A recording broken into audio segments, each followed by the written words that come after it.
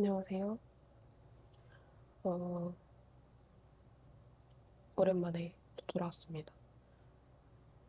요즘에 좀 주의력 결핍으로 인해서 영화를 잘 보지 못했기 때문에 좀 리뷰를 뭘 할까 찾아보다가 좀 최근에 보고 충격받았던 영화를 한번 리뷰를 해보면 좋지 않을까 하는 생각이 들어서 카메라를 켜게 되었습니다. 어, 오늘 리뷰해볼 영화는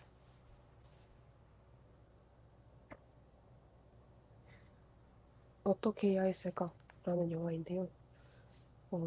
이 영화가 그 조현병이라는 정신병을 다루고 있는 영화여서 처음에는 좀 그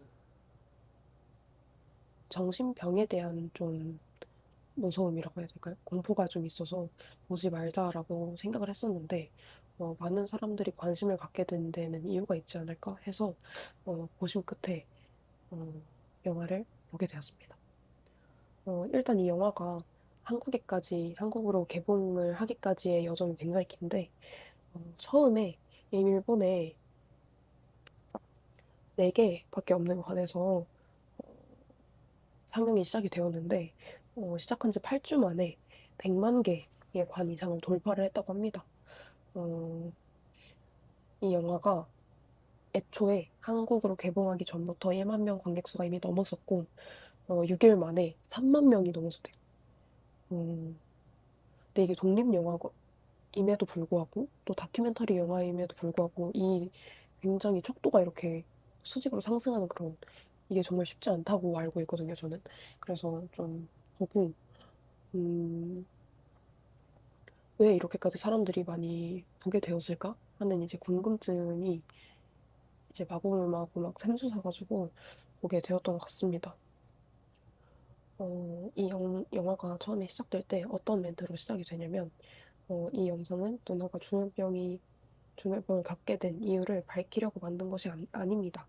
그리고 조현병이 어떤 병인지 설명하려고 제작된 영화도 아닙니다라는 멘트를 담으면서 시작을 하거든요. 그러니까 그냥 지극적으로 이 감독, 이 동생이면서 감독인 후지노 토모야키 이분의 어, 정말 주관적이고 어, 정말 개인적인 그런 관점에서 본인들 가족을 촬영을 한 거를 뭔가 세상에 알리고 싶었던 게 아닌가? 음, 사실 뭔가 누군가가 병에 걸린다는 거에 대해서 누구의 책임이라고 할 수 없잖아요. 특히 그런 조현병의 경우는 우울증에서부터 많이 시작이 된다고 알려져 있는데 어, 그런 뭔가 지병이 발발한 거에 대해서 모두가 이유를 알 수 없고 이유를 알려고 하다 보면은 서로를 헐뜯게 될 확률도 매우 높고 어, 또 조현병의 그런 병세에 대해서 파고들게 된다면 어, 본질과 좀 멀어질 확률이 높아서 이런 멘트를 올리면서 아마 영화가 시작된 게 아닌가 하는 생각이 좀 있습니다. 일단 뭔가 이거는 특별히 서사나 막 그런 게 들어가 있는 것도 아니고 캐릭터 설정도 들어가지 않고 완전히 그냥 실화 기반으로 제작된 다큐멘터리이기 때문에 뭔가 좀 평점을 남기기가 조금 어려웠던 지점이 좀 있습니다. 음, 누군가의 삶을 평가한다는 말 자체가 사실 말이 안 되는 그런 부분이라고 생각이 들어서 물론 와차피디아에는 평점을 남겨야 하기 때문에 제가 3.5점을 드렸는데 그 점수의 의미는 뭐 영화를 잘 만들었다 못 만들었다를 떠나서 그냥 제가 영화를 잘 봤을 때 영화를 뭐 평가하고 싶다는 마음이 안 들 때 보통 3점을 드리거든요. 그래서 3점을 드렸고 음, 일단 이 영상은 또 스포일러가 포함이 되어 있는 거를 좀 어, 참고하고 또 봐주시면 감사할 것 같습니다. 그래서 간단하게 좀 이야기 흐름을 보자면 어, 감독과 이제 8살 차이가 나는 누나 마사코 이름이 마사코입니다. 마사코 씨가 이제 굉장히 촉망받는 인재였는데 24살이 된 83년 정도의 조현병 증세가 이제 발생을 하게 돼요. 어, 새벽에 막 괴성을 질러서 구급차를 타고 정신과에 갔는데 의사가 100% 정상이라고 말을 했다고 합니다. 음, 그렇기 때문에 이제 약도 받아오지 못하고 퇴원을 해서 집에 왔는데 이제 이후부터는 병원에서 정상이라고 했기 때문에 병원에 가지 않고 집에서 이제 제대로 된 치료 없이 거의 그냥 방치하다시피 이제 25년이라는 세월을 이제 보내요. 조현병을 겪으면서. 25년이라는 시간 동안 사소한 일상생활도 그냥 불가하고 타인과 의사소통은 이제 전혀 되지가 않고 어, 이제 본인 명의의 보험을 멋대로 해지하고 편도 비행기를 막 끊어서 점성술 학회에 참가하기 위해서 미국으로 가버리거나 그러니까 약간 일반적이라고 보여지기에는 좀 어려운 행동들을 이제 계속 이어간 거죠. 그리고 24살 이후에 이제 계속 조현병을 지속을 해왔으니까 일단 24살이라는 나이도 사실 젊지만 성인의 나이이기 때문에 뭔가 그런 본인이 결정하는 거에 대해서 충분히 사고가 가능한 나이인데 이제 조현병으로 인해서 그게 안 되다 보니까 좀 주변인들이 이제 해결을 해줄 수 없는 그런 일들을 자꾸 벌이고 다니게 되신 거죠. 음, 그리고 학교와 동생, 그리고 가족들에게 자신이 얼마나 우수했는지에 대해서 편지를 이제 보냈었다고 합니다. 어, 그리고 이제 그런 행동이 반복되다 보니까 학교에서도 이제 제적을 당하고 이제 조현병이다 보니까 뭔가 그런 계속 뭔가 잘못된 그런 정보성 그런 거에 이제 그러니까 뭔가에 계속 집착을 하는 행세를 보여요. 그래가지고 점성술에 한때는 푹 빠져가지고 본인이 가지고 있던 3천만 원을 기부해서 컬트 단체 회장으로 초청이 되기도 합니다. 근데 이제 어쨌든 부모가 이제 나가면 막을 방도가 없으니까 자물쇠로 이제 채워서 막아버려요. 못 나가게. 근데 이런 행동에는 다 이유가 있었던 게 새벽에 갑자기 나가서 뭐 경찰이 갑자기 출동을 한다거나 이런 상황들이 계속 전에 반복이 됐었거든요. 그래서 이제 부모의 입장에서는 사실 성인의 몸이고 하지만 안에 들어있는 뭔가 내면이 성인이 아니다 보니까 뭔가 통제를 하는 거에 대해서 좀 무력감을 느꼈을 확률이 높다라고 생각을 했어요, 보면서. 그리고 이제 어머니가 치매로 인해서 사망을 하시게 되고 25년 만에 조현병이 발생을 하고 난 후에 25년 만에 아버지 동의하에 정신병원에 입원을 해요, 누나가. 근데 진짜 말도 안 되게 3개월 만에 이번 치료 중에서 진짜 잘 맞는 약을 받아와가지고 이제 퇴원을 하게 되거든요. 근데 25년이란 시간이 진짜 무색할 정도로 사실 그때 그 의사의 처방을 믿지 않고 한 번만 더 병원에 갔더라면 3개월이면 나아졌을 세월인데 25년을 통째로 그렇게 내다버렸다는 게 진짜 보면서 너무 안타까웠고, 음, 그랬습니다. 그래서 그렇게 치료가 되고 나서부터 이제 전과 달리 눈도 이제 제대로 마주치고 평범하게 이제 대화도 가능하고 물어보면 이제 답을 할 수 있고 불을 켜서 요리를 할 수 있고 이런 상태까지 호전이 된 거죠. 음, 그리고 나서부터 이제 누나가 이제 멀쩡한 삶을 이제 살아가게 되는데 이게 제가 영상 찍으려고 찾아보면서 나온 건데 감독이 인터뷰에 나온대요. 그 누나 증세를 호전시킨 약이 처음에 발병 당시에 없었대요. 어차피 약이 늦게 나왔기 때문에 일찍 갔어도 더 나아지진 않았을 거다. 라는 게 이제 감독의 인터뷰였습니다. 음. 근데 그럼에도 불구하고 감독은 이제 본인이 말했던 그 대학교 상담사가 계속 나와요.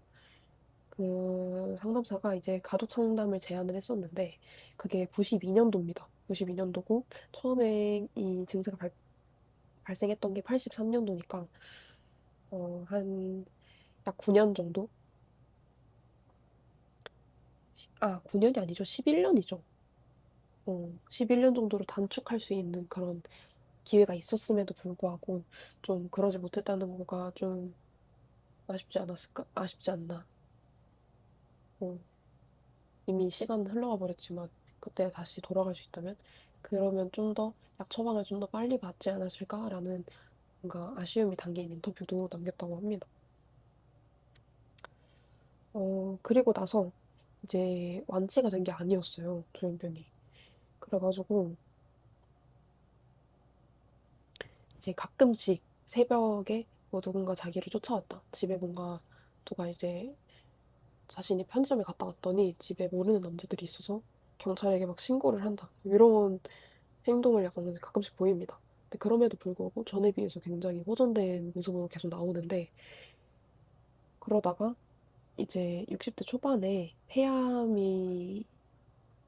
폐암으로 진단을 받게 되고 남은 기간 동안 동생과 아버지랑 같이 여행을 다니면서 그동안 해보지 못한 것들을 좀 경험을 하다가 세상을 떠나시거든요. 근데 정말 거짓말같이 그 딱 조현병이 완치된 것은 아니지만 호전되었다 하면서 영상이 나오는 부분을 보면은 그 전 영상에 비해서 되게 심하게 갑자기 좀 나이가 든 것처럼, 그러니까 노화가 찾아왔다고 하죠. 노화된 모습으로 나와요. 그래서 음, 그 전에는 어, 관리가 안 되어 있지만 그냥 그 나이처럼 보였는데 그 이후에 그 조현병이 호전이 되었다, 그 약을 먹고 호전이 되었다라고 나오는 장면을 보면은 굉장히 되게 급격하게 노화가 돼서 얼굴에도 되게 주름도 자글자글하고 머리도 갑자기 그 백발이 갑자기 많이 나오게 되고, 그러니까 좀 뭔가 노화되지 못했던 시간이 응축돼 있다가 갑자기 확 풀려서 사람 자체가 그렇게 뭔가 뻑석 늙어버린 그런 모습으로 나오거든요. 그래서 그게 약간 심리적인 영향 때문인 건지 아니면 병세 때문에 그렇게 뭔가 빠르게 몸이 스트레스를 받아서 둘 다 뭐 정신적인 그런 영향이 있겠지만 병세 때문에 그런 건지 폐암으로 인해서 병세 때문에 그런 건지 아니면 그간 그 조현병으로 인해서 스트레스를 받았던 그런 정신적 데미지가 커서 그게 몸으로 발현이 된 건지 잘 모르겠는데 보면서 좀 그 장면이 좀 제일 충격적인 것이었던 것 같아요. 사실 그렇게 뭔가 드라마나 만화에서나 영화에서나 그렇게 막 분장을 해서 보여주는 걸 본 적은 있어도 그렇게 실제로 병세를 앓다가 호전이 되니까 갑자기 그렇게 늙어버린 그 모습이 좀 약간 무섭기도 했다. 그렇습니다. 음, 일단 전반적인 이야기는 그렇게 누나가 그렇게 폐암으로 돌아가시게 되고 아버지랑 둘이 남은 이제 감독의 모습으로 이제 영화가 끝이 나는데 어, 좀 이번 영상은 뭔가 전반적인 그 영화에 대한 내용이랑 사실을 전달하는 목적으로 뭔가 이 영화를 사람들이 좀 관심을 가져줬으면 좋겠다 라는 마음에서 좀 찍었던 게 좀 더 큰 것 같고 어, 저의 감상은 계속 반복적으로 얘기를 하고 있지만 음, 뭔가 우리가 그 가족의 일원이 아니기 때문에 조심스럽게 얘기를 해보자면 관객으로서 영화로 인식을 하고 본 관객으로서 말을 해봤을 때는 사실 안타깝다는 말밖에 할 말이 없고 이 영화를 보면서 좀 근데 이미 지나간 시간에 대해서 뭔가 왈가왈부 하는 거는 저는 좋지 않다고 생각해요. 뭔가 그거는 과거를 부정하는 일이기도 하고 좀 앞으로 살아가는 데 있어서 별로 좋지 않은 그런 사고라고 생각이 들어서 그거에 대해서는 얘기를 하고 싶진 않지만 어쨌든 뭔가 좀 더 빨리빨리 그 병세에 대해서 관심을 가져줬으면 좋았겠다라는 생각이 들긴 했습니다.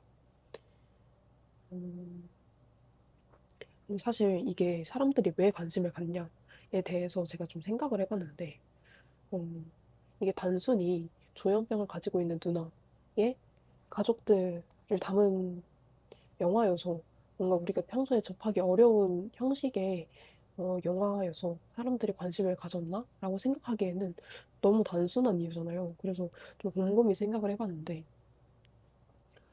어, 뭔가 우리가 제가 최근에 어, 좀 그 논술 글을 쓰면서 느끼게 된 건데, 어, 좀 우리 사회가 그런 타인의 고통의 이미지를 좀 반복적으로 기록을 하고 또 끊임없이 기록을 하잖아요. 이제 사람들이 스마트폰도 있고 이제 기록을 하기 쉬워진 세상이다 보니까. 그래서 이제 그런 게 반복이 되다 보니까 뭔가 좀 그런 거를 소재거리나 그냥 단순 유흥거리로만 인식을 하게 되는 경향이 좀 센 것 같아요. 그래가지고 그런 경향에서 어쨌든 우리는 경험을 한 사람이 아니다 보니까 관객들의 입장에서 그거를 하나의 소재거리로서 영화를 찾아서 본 거 아닐까? 그냥 조현병 걸린 누나의 삶을 취재했는데 굉장히 충격적인 내용이래. 무슨 내용일까? 근데 되게 심각해. 막 나레이션도 막 들어보니까 아 뭔가 궁금해. 이래서 뭔가 사람들이 재미로 보러 갔다가 지금까지 봐왔던 그런 단순한 고통을 소재로 한 영화가 아니다 보니까 어, 정말 현실을 마주한 거잖아요. 뭔가 예술로서 그거를 재해석하고 재연출해서 보여준 게 아니고 정말 그 사실 그대로를 우리가 이렇게 할 수 있는 경험은 좀 많지 않다고 생각하거든요. 그래서 어, 그런 방식의 영화들이 좀 많이 제작이 되면은 사람들이 좀 그런 고통이나 자극적인 거에 무감각해진 그런 현상이 조금 개선되지 않을까? 개선될 수 있지 않을까라는 생각이 좀 들긴 했어요. 저는 꾸준히 다큐멘터리 영화에 관심이 있는 사람으로서 뭔가 좀 그런 다큐멘터리 영화를 볼 때 기존 영화를 봤을 때보다 좀 더 사유를 할 수 있는 지점이 더 많다고 생각을 하거든요. 그리고 좀 더 관심을 가져야 되는 분야라고도 생각을 하고. 근데 이제 사람들이 무겁고 좀 어렵고, 어, 쉽게 말하면 내가 쉽게 말을 얹기 어려운 그런 영화들을 보는 거를 즐겨하지 않고 꺼려하다 보니까 좀 자연스럽게 이제 그런 영화를 접하기 어려워진, 제작되기도 어려워진 그런 상황이 된 것 같아요. 근데 이 영화는 뭔가 일본에서부터 한국까지 이제 파장을 일으킨 영화이다 보니까 이게 한국뿐만 아니라 되게 더 다른 나라에서도 좀 이 영화가 조명을 받았던 작품이라고 하더라고요. 그래서 그랬다 보니까 사람들이 기존 다큐멘터리라는 생각이 들지 않고 좀 그냥 다른 사람들 많이 보네? 나도 한번 봐볼까?라는 이제 간단한 생각으로 이제 접근을 해서 뭔가 좀 일반 관객들이 많이 이례적으로 많이 찾게 되는 게 아닌가라는 생각이 좀 들긴 했어요. 그냥 단순히 어, 일본에서부터 이제 열풍을 불러온 영화이다 보니까 궁금증에서 본 사람도 있을 거고 음, 좀 그런 좀 다양한 사유에서 좀 이 영화가 시대적으로 잘 맞아서 뭔가 사람들이 관심을 갖게 된 이유가 여러 가지인데 좀 어쨌든 좀 좋은 성과를 내지 않았을까 이 영화로서 그런 생각이 들었습니다. 뭐 물론 저는 이 영화가 개봉 전에 그 예고편을 봤는데 어,